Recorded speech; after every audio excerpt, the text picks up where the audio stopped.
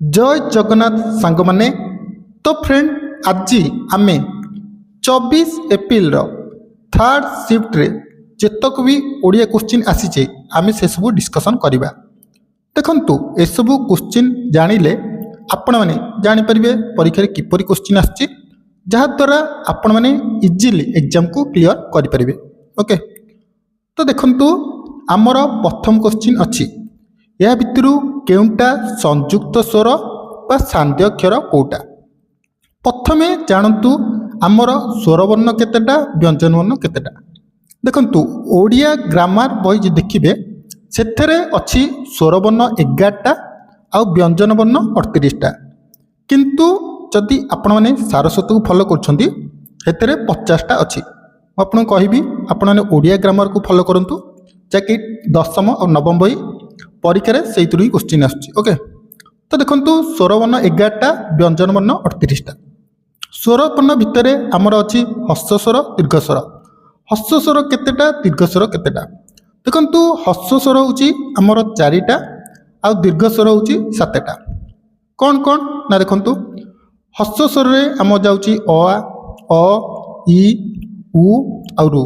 देखंतु एई 4टा जाउची ह्रस्व स्वर रे, बाकी जहाँ रहिला कि आ तब दीघेई दीर्घौ ए ऐ ओ औ एसबू रोचे आमर दीर्घ स्वर। तेबे एठी पचारि संयुक्त स्वर कोटा ना देखंतु आपण प्राय जानिथिबे ऐ आउ औ होची संयुक्त बा साक्ष्य स्वर। नेक्स्ट क्वेश्चन, आजिर तरबुती समय रे केही डैश नाही। या भितरु आपन को बाछियार अछि, सठिक उत्तर तो जानिथिबे ऋण करी घिओ खाइबे नाही। दर जो भाया बढ़ुची किए कौन ऋण कर घी खाइब कि, माने बाकी मागी भल जिन खाइब कि, कहीं खाइबे ना, से कथा ही पचार। नेक्स्ट देखंतु एबे मु आपन कहितली दीर्घ स्वर केतेटा क्वेश्चन आसीगला। देखंतु या भितर दीर्घ स्वर कोटा। देखंतु दीर्घ स्वर जेपरिक आमर 7टा, तो आ आउ दिघेई ये होची आमर दीर्घ स्वर। नेक्स्ट क्वेश्चन, हरिण चंचल दौड़ी पारे। चंचलटा एठी केउं प्रकार विशेषण। देखंतु चंचल एठी दौड़ी पारे को विशेषित करुची। हरिण किपरि दौड़ी पारे ना चंचल दौड़ी पारे, जहाँकि क्रिया को विशेषित करुची, तेणु यार आंसर हम क्रिया विशेषण। नेक्स्ट देखंतु प्रक्षेपणर धातुटी कौन। देखंतु उपसर्ग रु बहुत सारा क्वेश्चन आछि, 3 रु 4टी क्वेश्चन आछि, तेणु मुझे कहबी कि उपसर्ग जो चैप्टरटी रही ताकू दयाकोरी भलसे पढ़िबे। तो देखंतु प्रक्षेपण धातुटा होची खिप। भिकारीटी भिक मागी आसीचे। मागीटा कौन ना देखंतु, तो फ्रेंड एठी जो मागी देला, मागी पाखरे वाक्यटा संपूर्ण होउची कि संपूर्ण हो नाही। जेहेतु वाक्यटी संपूर्ण हो नाही, एटा क्यों क्रिया कह ना असंपर्क क्रिया जीव। जदि आसीची पचार था वाक्यटी समाप्त होउची, तेणु एटा होता समापिका क्रिया। आ मिश्र क्रिया अमिश्र क्रिया काली तो आपको कही आउ थे कही नौची। जदि पचार गछरु फल पड़िला, गछरु फल पड़िला, तेबे पड़िलाटा एटी क्यों प्रकार क्रिया। पड़िलाटा मन रखंतु अमिश्र क्रिया, एटी कोनोसी मिसी नाही। किंतु जदि देइथांता पतित हैला, देखंतु एटा 2टा वार्ड हे गला, तेणु एटा आइथांता मिश्र क्रिया। तापरे कांदुची क्रियारु कहार सूचना मिलुची। देखंतु कांदुची रु हमको पुरुषर सूचना मिलुची, वचनर सूचना मिलुची, कालर सूचना मिलुची। केमिति मिलुची मु कहि नउची। राम कांदुची, राम कांदुची। राम एटी कोन तृतीय पुरुष, एक वचन, काल को काल वर्तमान काल, 3टाकर सूचना मिलला कि नहीं, तेणु कांदुचीटा एठी 3टाकर सूचना दौची। तापरे देखंतु न परे ल थिले न स्थान रे कौन हुए।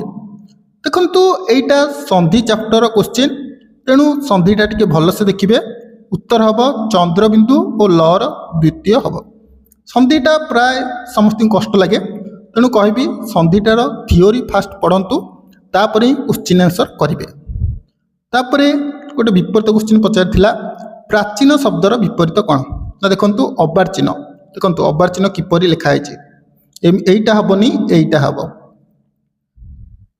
तापरे नेक्स्ट व्यंजन वर्ण सह व्यंजन संधि कि स्वर वर्ण मिलन को केउं संधि कहुए देखो व्यंजन वर्ण जदि व्यंजन संधि सहित मिसुची कि स्वर संधि सहित मिसुची तेबे सेटा व्यंजन संधि ही कहुए ओके जदि स्वर वर्ण केवल स्वर वर्ण सहित मिसुची सेटा स्वर संधि किंतु व्यंजन वर्ण जदि व्यंजन वर्ण सह कि स्वर वर्णर मिलन को ताकू व्यंजन संधि कहुए नेक्स्ट क्वेश्चन देखो केउं उपसर्ग धातुर पूर्व व्यवहृत दबा स्वतंत्र पद रूप वाक्य व्यवहृत हुए एटा मन रखिए परी वाक्य व्यवहार हेले तार अलगा अर्थ व्यवहार हम पति अति ये तीनोटी शब्द ये तीनोटी जाक शब्द उपसर्ग जदि आम धातु पूर्व व्यवहार करछे यार अर्थ अलगा होई जिवो तापरे एटी देखंतु फुल फॉर्म पचारछि अन्य वर्णर साहाय्य न नहीं उच्चारित होउतिबा वर्ण को कौन कहा जाए ना स्वर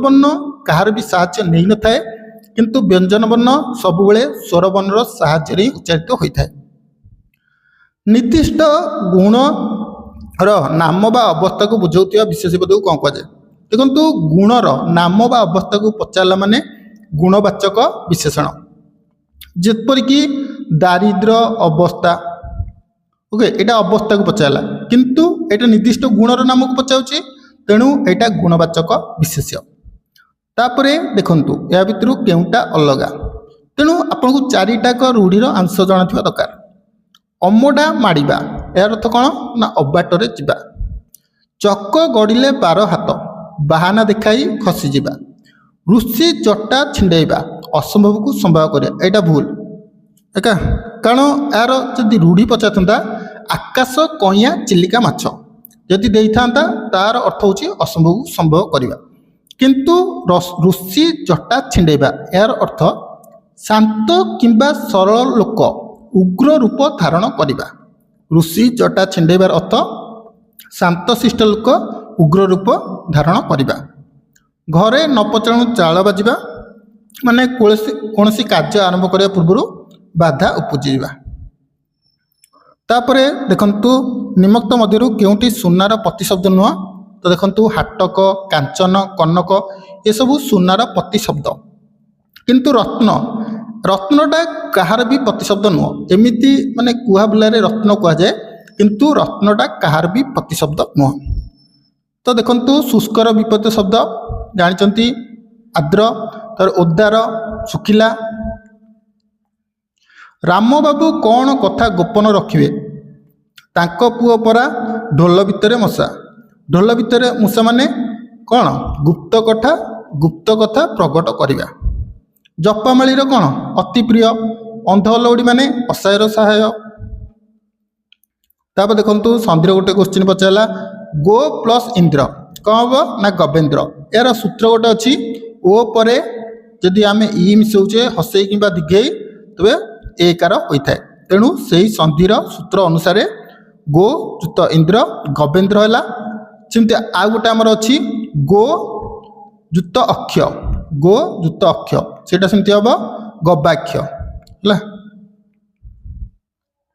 अवस्थान शब्दर उपसर्ग कौन ना देखंतु अब देखिपे उपसर्ग केतरा क्वेश्चन आसूची तापरे देखंतु पुणी रूढ़ी लोकमान्य पचारा या भितर केउटा ठीक गोड़रू पानी मरीजा देखंतु केउटा ठीक तो देखंतु प्रथम क्वेश्चन अच्छी गोड़रू पानी मरीजा यार तो संबल सरीजा नुह यार अर्थ होची अवस्था बार बाजिबा कौन ना अवस्था बार बाजिया गोड़ टाणीबा यार अर्थ विपद रे पकाइबा अठा काटी पकाइबा यार अर्थ मत से विपद रे पकाइबा खंडाधरे चलवा किंतु देखंतु अत्यंत नियमवती हवा किंतु ए तीनोटी जाक भूल अच्छी किंतु खंडाधरे चलने तो अत्यंत सावधान चलवा बा नियमवती चलवा तापरे देखंतु विशेष और सर्वनाम पद को विशेषगत विशेषण कौन कह जाए ना देखंतु कौन नाम जेहेतु देला आपनकर हम नाम विशेषण तापर देखंतु यह भीतर कोटा भूल झिमिटी खेल महाभारत छोट कथारू बड़ आकार धारण छेनारू चोपा छड़ेबा सब कथार तुटी बासिबा चषु कुटिबा अथवा बुथा परिश्रम करवा किंतु कसारी घर पारा देखंतु अच्छी गोटे कंसारी घर पाला को कुला ढाउ ढाउ यार अर्थ कौन ना देखंतु ଯିଏ ଛୋଟ ବଡ଼ ବିପଦକୁ ସାମ୍ନା କରିଛି ତାକୁ କ'ଣ ଆମେ ଛୋଟ ବିପଦ ଦେଖାଇ ପାରିବା କି? ତାର ଅର୍ଥ ସେଇଆ, କଂସାରୀର ପାଲାକୁ ଖୋଲା ଢାଉଣ୍ଡ। ତାପରେ ନେକ୍ସଟ ଦେଖନ୍ତୁ, ଏହା ଭିତରୁ କେଉଁଟା ଅଲଗା? ଦୈତ୍ୟ, ଦନୁଜ, ରକ୍ଷ। ଏହାର ଅର୍ଥ କ'ଣ? ଦାନବ ବା ଅସୁର, କିନ୍ତୁ ଅକ୍ଷୀର ଅର୍ଥ ଏଠି ଅଲଗା। ସୁକୃତ ଶବ୍ଦର ବିପରୀତ କ'ଣ? ନା ଦେଖନ୍ତୁ ଦୁଷ୍କୃତ। ଆମର ଲାଷ୍ଟ କ୍ୱେଶ୍ଚିନ୍, ଯେଉଁ ପଦ କୌଣସି ନିର୍ଦ୍ଦିଷ୍ଟ ନାମକୁ ନ ବୁଝାଇ ଅନେକ ସାଧାରଣ ନାମକୁ ବୁଝାଏ ତା ଜାତିବାଚକ ବିଶେଷ୍ୟ, କିନ୍ତୁ ଯଦି କୌଣସି ନିର୍ଦ୍ଦିଷ୍ଟ ନାମକୁ ବୁଝାଉଛି ତେବେ ସେଇଟା ନାମବାଚକ ବିଶେଷ୍ୟ। ଯେଉଁଟା କୌଣସି କ୍ରିୟାର ନାମ ବୁଝାଉଛି କ୍ରିୟାବାଚକ ବିଶେଷ୍ୟ, କୌଣସି ନିର୍ଦ୍ଦିଷ୍ଟ ଗୁଣ ବା ଅବସ୍ଥାକୁ ବୁଝାଉଛି ଗୁଣବାଚକ ବିଶେଷ୍ୟ, କୌଣସି ଗୋଟିଏ ନିର୍ଦ୍ଦିଷ୍ଟ ବସ୍ତୁକୁ ପଚାରୁଛି ତେବେ ବସ୍ତୁବାଚକ ବିଶେଷ୍ୟ। ଆଉ ଗୋଟେ କଥା ମନେ ରଖିବେ, ଆମର ଝାଳ, ଲୁହ ଏସବୁ ହେଉଛି ବସ୍ତୁବାଚକ ବିଶେଷ୍ୟ।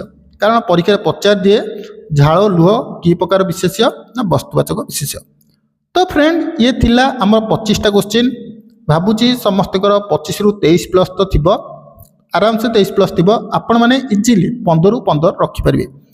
କେବଳ ଡେଲି କ୍ଲାସ୍ କରନ୍ତୁ, ଇଜିଲି 15ରୁ 15 ରଖିପାରିବେ। ଯଦି ଆପଣଙ୍କୁ କମ୍ପ୍ୟୁଟର ହେଉ କିମ୍ବା ଜିକେର କ୍ଲାସ୍ ଦରକାର ନିଶ୍ଚିତ କମେଣ୍ଟ କରିବେ, କାରଣ ମୁଁ ନିଜେ ମଧ୍ୟ ପ୍ରିପେୟାର ହେଉଛି, ସେଥିପାଇଁ ଟିକେ ଟାଇମ୍ କମ୍ ମିଳୁଛି। ଆଶା କରିବି ଆଗକୁ ଭିଡ଼ିଓ ଆଣିବା ପାଇଁ। ଓକେ, ତ ଏଇ ଭିଡ଼ିଓରେ ଏତିକି।